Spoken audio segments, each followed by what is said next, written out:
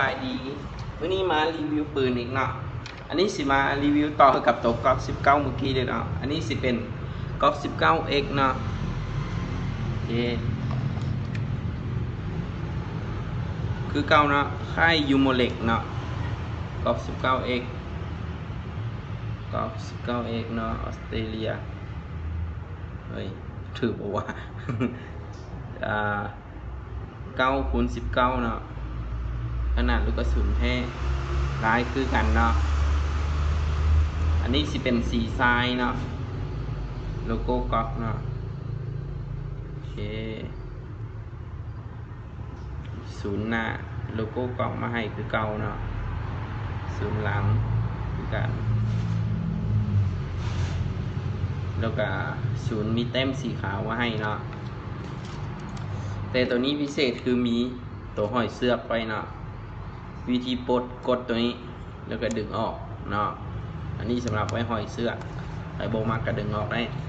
แต่มันสีต่างกันตัวนี้ก๊อก9 Gen 4สิบมีเนาะมันสีตัดออกเนาะเป็นซื่อๆเลยแต่ตัวนี้มันสีนูนออกนี่เดี๋ยวมาให้เบิ่ง Gen 4 กับ 9X โอเคแล้วก็ต่างกับอีกอย่างหนึ่งคือขนาดเนาะเห็นลักษณะต่างกันเลย 19X สีเป็นเฟรมของก๊อก17เนาะโอเคเฟรมของก๊อก17ไซส์เท่าๆกับก๊อก17แต่มันสั้นกว่านี่แหละลำกล้องมันสีสั้นกว่าน้อยหนึ่งบ่จื้อคือกันถ้ามีตัวแค่เขาเปรียบเทียบให้เบิ่งเนาะแต่อันนี้เขามีแต่19เนาะโอเคคราวนี้แม็กกาตัวปิดท้ายมีมาคือกันเนาะเป็นโลโก้ก๊อกมาให้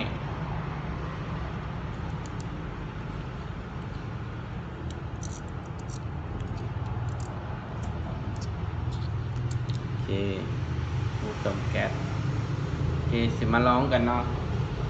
วิธีเติมแก๊สคือเก่าเติมไป10 วิ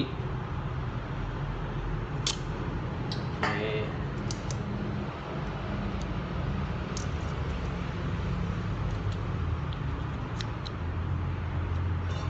ก้อนลิ้นให้ซีดซิลิโคนปืนตามจุดนี้เลย1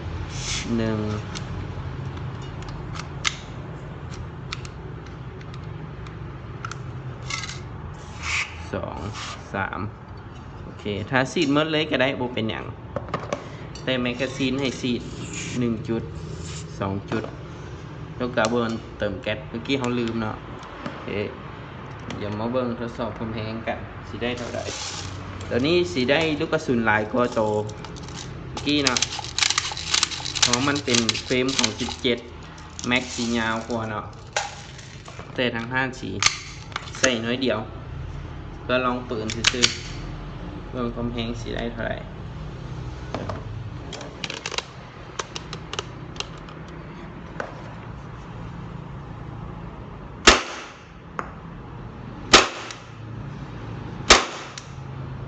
วัดบ่ได้วะ310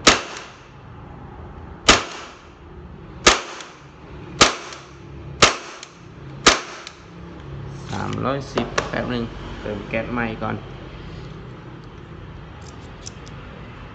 มันกับซ้ำนี่แหละ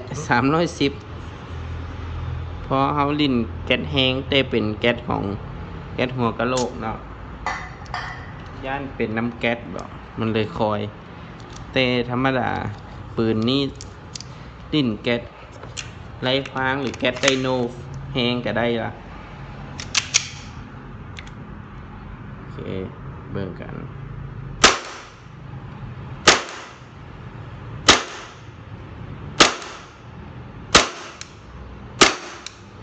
300เนาะ300 บวกเนาะโอเคเท่านี้แหละใครสนใจสามารถติดต่อมาได้เลยเนาะ